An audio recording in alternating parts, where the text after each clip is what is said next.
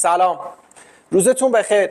یه سوالی که برای همتون پیش اومده اینه که چرا عکسی که من میگیرم توناژ سرد داره یا توناژ گرم داره. تو گوشیتون یا تو دوربینتون یه گزینه‌ای دارین به نام وایت بالانس WB.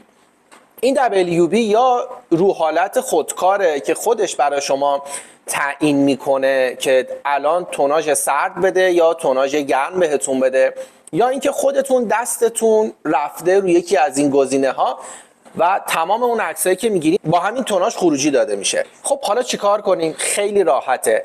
قبل از اینکه وایت بالانس رو بشناسی شما درجه کلوین رو باید بشناسی. درجه کلوین چیه؟ حرارت رنگ‌ها. هر رنگ یه درجه حرارتی داره. شما از این به بعد جدول درجه کلوین رو حفظ کن. زمانی که 5500 به پایین بود عدد کلوینمون، توناژ ما میشه گرم، و اگر از 5500 بیشتر بود توناژ ما میشه سرد.